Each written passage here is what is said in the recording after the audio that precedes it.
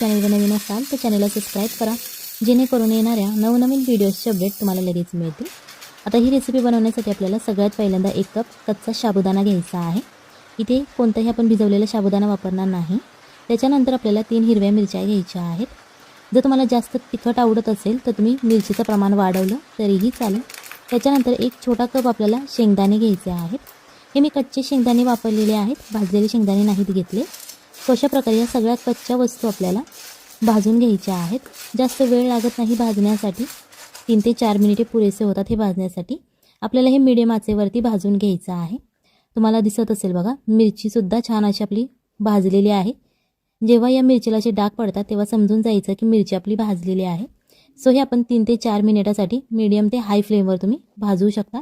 जेव्हा आपले शेंगदाणे थोडेसे ब्राऊन होतील तेव्हा आपल्याला गॅस बंद करायचा आहे। आता अशा प्रकारे मिरच्यांना डागसुद्धा पडलेले आहेत आणि शेंगदाणेसुद्धा भाजलेले आहेत। त्याच्यानंतर हे थोडंसं थंड करून घ्यायचं आहे। रूम टेम्परेचरला आपल्याला थंड करायचं आहे। त्याच्यानंतर यामधल्या आपण ज्या मिरच्या भाजून घेतलेल्या आहेत त्या आपल्याला एका बाउलमध्ये काढून घ्यायच्या आहेत। इथे जर तुम्ही लहान मुलांसाठी बनवत असाल तर मिरचीचं प्रमाण कमी ठेवा, जेणेकरून ते आवडीने खातील आणि त्यांना तिखटही लागणार नाही। इथे आपल्याला एक मिक्सरचं भांडं घ्यायचं आहे आणि जे आपण शेंगदाणे आणि साबुदाणा भाजून घेतला होता, थंड करून घेतला, त्याच्यानंतर आता हे आपल्याला मिक्सरच्या भांड्यामध्ये घालायचं आहे।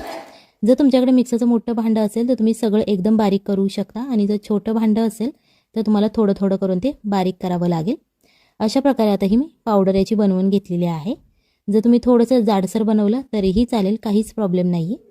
आता ही जी आपण पावडर तयार केलेली आहे ती एक आपल्याला बाउलमध्ये काढून घ्यायची आहे। ही रेसिपी करायला सोपी आहे, घरच्या साहित्यात होणारी आहे आणि नवरात्रीला उपवास असतात, खिचडी खाऊन आपल्याला कंटाळा आलेला असतो तेव्हा ही रेसिपी आपण बनवू शकतो। त्याच्यानंतर आपल्याला ते परत एकदम मिक्सरचं भांडं घ्यायचं आहे आणि ते बटाटा घ्यायचा आहे। बारीक चिरून घेऊ शकता, जाडसर असा चिरून घेतला तरीही चालेल। मगाशी ज्या आपण मिरच्या भाजून घेतल्या होत्या त्या मिरच्या आपल्याला घ्यायच्या आहेत आणि या मिक्सरच्या भांड्यामध्ये अशा प्रकारे तोडून घालायच्या आहेत। त्याच्यानंतर चवीप्रमाणे मीठ घालायचं आहे। इथे तुम्हाला बटाट्याच्या आणि मिरचीच्या चवीप्रमाणेच मीठ घालायचं आहे। त्याच्यानंतर इथे आपल्याला अर्धा चमचा जिरे घालायचे आहेत। जर जिरे तुमच्याकडे उपवासाला चालत नसतील तर तुम्ही इथे स्किप करू शकता, नाही घातले तरीही चालेल। यामध्ये थोडंसं पाणी घालायचं आहे, अर्धा कप तुम्ही पाणी घालू शकता आणि हे आपल्याला आता मिक्सरमध्ये बारीक करून घ्यायचं आहे। तुम्हाला दिसत असेल बघा, छान असं एकदम जाडसर असं आपलं बॅटर हे तयार झालेलं आहे। तुम्ही एकदम बारीकसुद्धा करू शकता किंवा थोडंसं असं जाडसर ठेवलं तरीही चालेल। आता जो आपण मगाशी पीठ घेतलं होतं साबुदाणा आणि शेंगदाण्याचं, त्यामध्ये अर्धा चमचा जिरे आणि अर्धा चमचा ओवा घालायचा आहे। जर तुमच्याकडे उपवासाला चालत असेल तर तुम्ही घालू शकता, नाहीतर नाही घातलं तरीही चालेल। अर्धा चमचा आपल्याला लाल तिखट घालायचं आहे। त्याच्यानंतर अर्धा चमचा रेड चिली फ्लेक्स घालायचे आहेत। इथे आपण जे लाल तिखट वापरत आहोत यामध्ये गरम मसाला नाही आहे, फक्त रेड चिली पावडर आहे। चवीप्रमाणे आपल्याला मीठ घालायचं आहे, जेणेकरून साबुदाणा आणि जी आपण शेंगदाण्याची पावडर केलेली आहे त्याची छान अशी आपल्याला टेस्ट लागेल। आता हे सगळे मसाले आपले घालून झालेले आहेत। याच्यानंतर आता हे छान असं मिक्स करून घ्यायचं आहे, एकजीव करायचं आहे।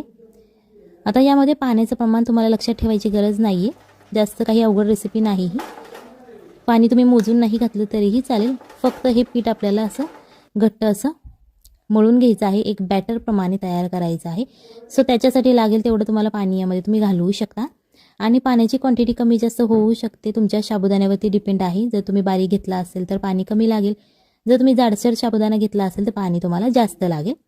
सो इथे पाण्याची क्वांटिटी लक्षात ठेवण्याची गरज नाही, फक्त अशा प्रकारे बॅटर तुम्हाला तयार करून घ्यायचं आहे। तुम्हाला दिसत असेल बघा, अशा प्रकारे मी थोडंसं घट्टसरच असं हे तयार करून घेतलेलं आहे। त्याच्यानंतर इथे आपल्याला थोडीशी कोथिंबीर घालायची आहे, बारीक चिरलेली। जर तुम्ही उपवासाला बनवत असाल आणि कोथिंबीर नसेल चालत तर तुम्ही ही सुद्धा स्किप करू शकता। आणि जर तुम्ही ही रेसिपी उपवासाला नसेल बनवत, असाच नाश्ता करण्यासाठी बनवत असाल तर तुम्ही यामध्ये कोथिंबीर घालू शकता, कारण कोथिंबीरची चव खूप छान लागते। आता ही कोथिंबीर घालून झाल्यानंतर थोडंसं मिक्स करायचं आहे आणि याच्यानंतर याच्यावरती झाकण ठेवायचं आहे। 5 ते 10 मिनिटासाठी तुम्ही ठेवू शकता आणि जर तुम्ही खूप घाईत असाल तर 5 मिनिटे ठेवलं तरीही चालेल। अशा प्रकारे आता जे आपण पाणी घातलेलं होतं हे या सगळ्या साबुदाण्याने शोषून घेतलेलं आहे। सो बॅटर हे एकदम कोरडं असं तयार झालेलं आहे।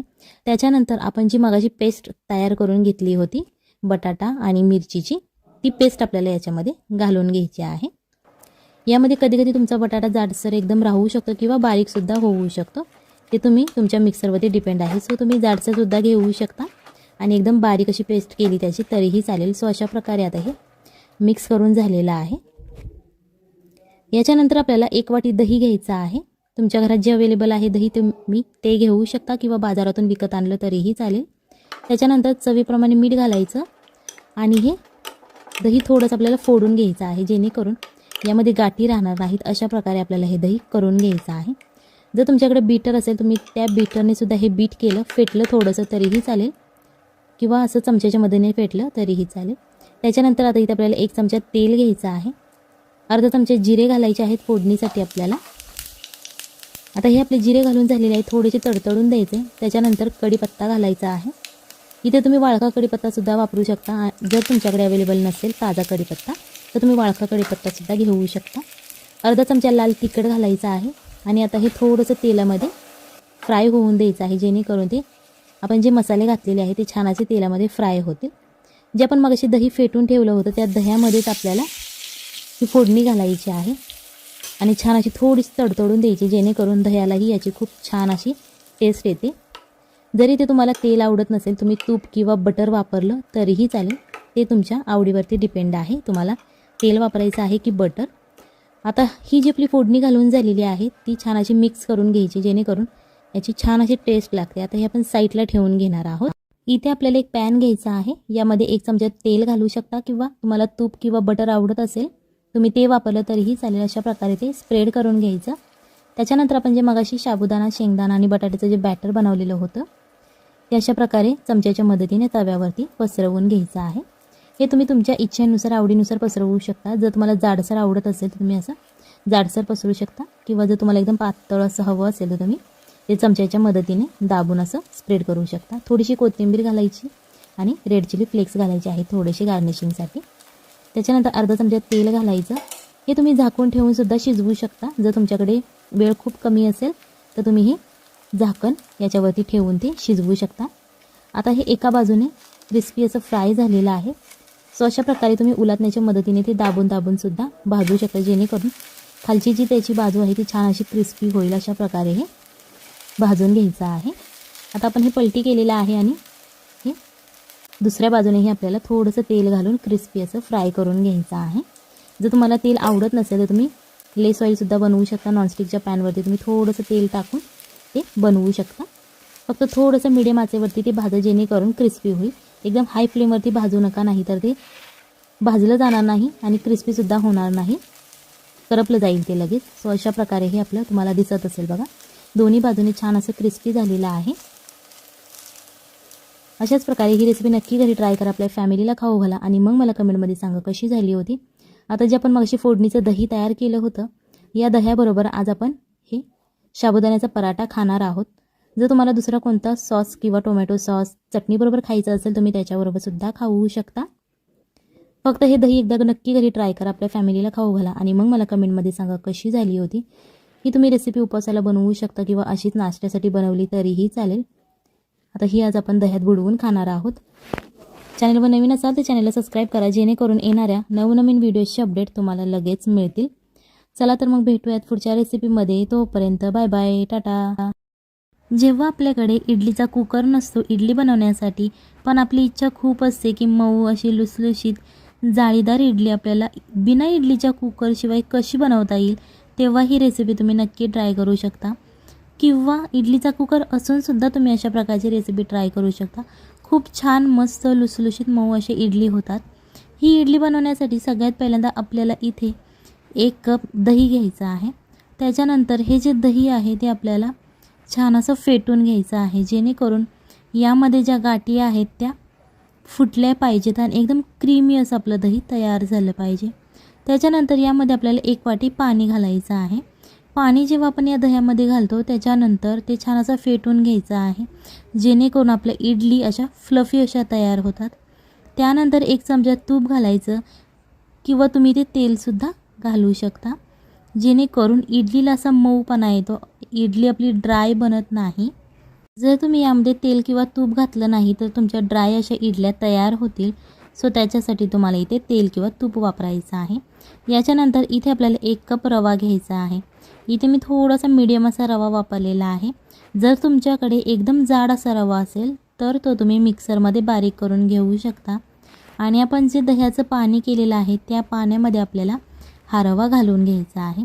या रव्याची जी क्वांटिटी आहे ती कमी जास्त होऊ शकते। जर तुमच्या घरात जास्त फॅमिली मेंबर्स असतील तर तुम्ही रव्याची क्वांटिटी वाढवली तरीही चालेल, किंवा मेंबर्स असेल तर तुम्ही या रव्याची क्वांटिटी कमीसुद्धा करू शकता। सगळ्यात पहिल्यांदा अशा प्रकारे तुम्हाला हा रवा या पाण्यामध्ये मिक्स करायचा आहे। इथे तुम्हाला पाण्याचं प्रमाण लक्षात ठेवायचं आहे। जर तुम्ही 1 कप रवा घेतला असेल तर तुम्हाला 1 कप पाणी घ्यावं लागेल। हां, पण तुम्हाला 1 कप पाणी केव्हा घ्यायचं आहे, जर जेव्हा तुमचा रवा एकदमच जाड असेल तेव्हा तुम्हाला घ्यायचा आहे। सो 1 वाटी रवा घेतला म्हणजेच 1 वाटी पाणी घ्यायचं असं नाही। तुम्ही यामध्ये थोडं थोडं पाणी घालत आपल्या अंदाजानुसार हे पीठ मिक्स करून घ्यायचं आहे। याच्यानंतर चवीप्रमाणे आपल्याला मीठ घालायचं आहे। व्हिडिओ आवडत असेल तर व्हिडिओला लाईक करा आणि जर मी चॅनलवरती नवीन असाल तर चॅनलला सबस्क्राईब करा, जेणेकरून येणाऱ्या नवनवीन व्हिडिओजचे अपडेट तुम्हाला लगेच मिळतील। सो अशा प्रकारे आता हे आपलं मिक्स करून झालेलं आहे पीठ।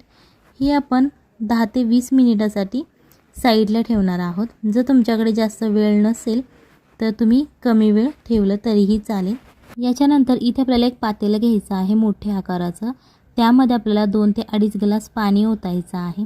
गॅस चालू करून घ्यायचा आहे आणि त्याच्यानंतरच तुम्हाला ही जी आपण आळूवडी बनवण्यासाठी चाळणी वापरतो किंवा तुम्ही दुसऱ्या कोणत्याही कामासाठी वापरत असाल ती आपल्याला इथे स्टीलची चाळणी घ्यायची आहे। तुमच्याकडे दुसऱ्या कोणत्याही मेटलची असेल, जर्मलची वगैरे, तुम्ही ती घेतली तरीही चालेल। या चाळणीला आपल्याला आतल्या बाजूने तेल लावून घ्यायचं आहे। अशा प्रकारे तुम्ही ब्रशच्या मदतीने लावू शकता किंवा हाताने लावलं तरीही चालेल। आता 20 मिनिटे झालेली आहेत। रवा छान असा आपला भिजलेला आहे, एकदम मऊ असा तयार झालेला आहे। सो आता तो थोडासा आपल्याला मिक्स करायचा आहे जेणेकरून आपल्याला पिठाची कन्सिस्टन्सी समजते। त्याच्यानंतर याच्यामध्ये आपल्याला 1 कप गव्हाचं पीठ घ्यायचं आहे। हे जे गव्हाचं पीठ आहे जे आपण रोज चपाती बनवण्यासाठी वापरतो ते हे गव्हाचं पीठ आहे। हे पीठ घालायचं आहे आणि याच्यानंतर ते छान असं मिक्स करायचं आहे। तुम्ही चमच्याच्या मदतीने करू शकता किंवा हाताच्या मदतीने मिक्स केलं तरीही चालेल। पीठ मिक्स करून झाल्यानंतर तुम्हाला दिसत असेल बघा, अशा प्रकारची ही कन्सिस्टन्सी आहे। याच्यानंतर तुम्हाला अर्धा चमचा इनो घालायचा आहे, कारण इनो घातल्याने इडली छान अशी सॉफ्ट तयार होते। तुमच्याकडे इनो नसेल तुम्ही खायचा सोडा वापरला तरीही चालेल। आता हे जे भांडं आहे आपण ठेवलेलं ही चाळणी ती छान अशी गरम झाल्यानंतर त्याच्यामध्ये आपल्याला अशा प्रकारच्या मिनी इडल्यासुद्धा तुम्ही करू शकता। जर तुम्हाला मिनी इडल्या करायच्या नसेल, मोठी करायची असेल तर तुम्ही जास्त पीठ यामध्ये घातलं तरीही चालेल। इथे आपण सगळ्यात पहिल्यांदा मिनी इडल्या बनवणार आहोत, त्याच्यामुळेच इथे आपण छोट्या आकाराच्या इडल्या घातलेल्या आहेत। सो अशा प्रकारे या आपण आता मिनी इडल्या बनवून घेणार आहोत। आणि या जेव्हा मिनी इडल्या तयार होतील त्याच्यानंतर आपण ज्या मोठ्या रेग्युलरवाल्या इडल्या असतात त्या आपण यामध्ये बनवणार आहोत।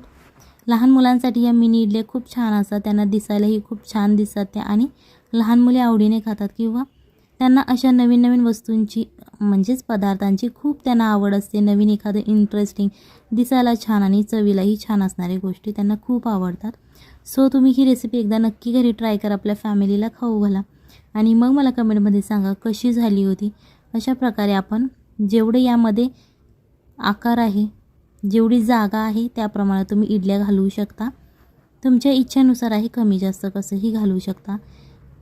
जेव्हा आपल्या इडल्या शिजून होतात त्याच्यानंतर यावरचं झाकण काढायचं आहे, तुम्हाला दिसत असेल। अशा प्रकारे तुम्ही टच करून बघू शकता की आपली इडली शिजली आहे की नाही। जेव्हा इडली शिजून जाते तेव्हा आपल्याला गॅस बंद करायचा आहे। ह्या ज्या इडल्या आहेत, आता तुम्हाला प्रश्न पडला असेल की ह्या इडल्यात आपण कशा काढायच्या। काढायला काहीच अवघड नाही, अजिबात त्या इडल्या तुटतसुद्धा नाहीत काढताना। अशा प्रकारे सॉफ्ट आणि स्पंजी अशा आपल्या इडल्या तयार होतात। नक्की घरी ट्राय करा। हे तुम्ही चटणी बरोबर खाऊ शकता किंवा अशीच कोरडी खाली फ्राय करून तरीही चालेल। अशा प्रकारे छोटंसं असं चमचा घ्यायचा आहे, तुम्ही उलथनं घेऊ शकता आणि त्या उलथण्याच्या मदतीने तुम्हाला या इडल्या काढून घ्यायच्या आहेत।